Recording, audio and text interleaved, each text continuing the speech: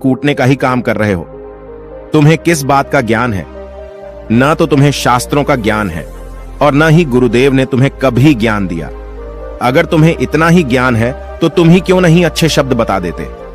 वह व्यक्ति हंसते हुए कहता है कि ठीक है, मैं जरूर बता दूंगा, लेकिन इतने सालों से मैंने लिखने का अभ्यास नहीं किया हूं तो लिखना मैं भूल गया हूं। मैं बातों को जरूर बता दूंगा, लेकिन किसी को मेरी बातें लिखनी होगी। और यह भी याद रखना कि मुझे उत्तराधिकारी बनने का कोई भी शौक नहीं है। इस पर वैसे लोग कहते हैं तो ठीक है, क्या लिखना है बताओ? वह चावल कूटने वाला व्यक्ति कहता है तो लिखो जो मैं बता रहा हूं। कैसा दर्पण कैसी धूल न लोगों तक पहुंच जाएंगी तो वह सब तुमसे जलने लगेंगे और तुम्हें चोट पहुंचाएंगे। यह लोग बर्दाश्त नहीं कर पाएंगे। यह चावल कूटने वाले व्यक्ति उत्तराधिकारी कैसे बन सकता है? जिसे कभी ज्ञान नहीं, जिसने कभी शास्त्र पढ़ा ही नहीं, वह उत्तराधिकारी कैसे बन सकता है? वह भला कैसे सत्य को प्राप्त कर सकता है? और यहां पर शास्त्र जानने वाले सभी लोग सर पीटते रह जाएंगे। इसलिए तुम यहां से चले जाओ, कहीं और अपनी दुनिया बनाओ और वहां के लोगों को ज्ञान से भर दो।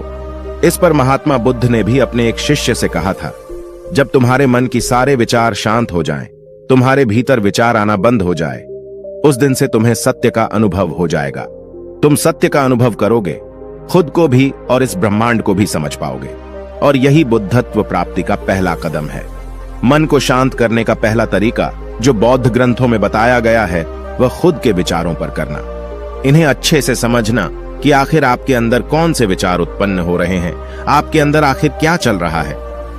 उन्हें अच्छी तरीके से और जागरूकता के साथ समझने की कोशिश करना, न कि अपने विचारों को दबाने की कोशिश करना।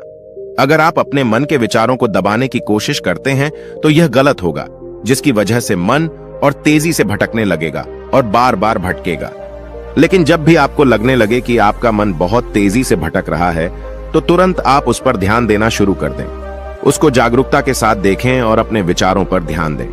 निरंतर प्रयासों के बाद आप पाएंगे कि आपके अंदर विचारों को जागरूक होकर देखने की एक आदत सी लग गई है। लेकिन उसी के साथ आप यह भी देख पाएंगे कि आपके मन में बुरे विचार अत्यधिक उत्पन्न हो रहे हैं। आपके मन में जो भी विचार उत्पन्न हो रहे हैं वह सकारात्मक भी हो सकते हैं और नकारात्मक भी। उनसे आपको कोई भी छेड़खानी नहीं करनी है, बस आपको अपने प्रयास पर काम करते रहना है। लेकिन यह अभ्यास आप लगातार करते रहे हैं तो एक समय आने के बाद आप अपने विचारों को नियंत्रित करने में सफल हो जाएंगे और उसे रोक भी सकते हैं। तब जाकर आपको असली शांति और सुकून की प्राप्ति हो जाएगी। तब आपको किसी भी प्रकार की चिंता नहीं सताएगी, क्योंकि आप खुद पर विजय प्राप्त कर लिए हैं। आप अपने विचारों को नियंत्रित कर सकते हैं। दोस्तों, इस वीडियो में बने रहने के लिए सच्चे दिल से आपका बहुत बहुत आभार।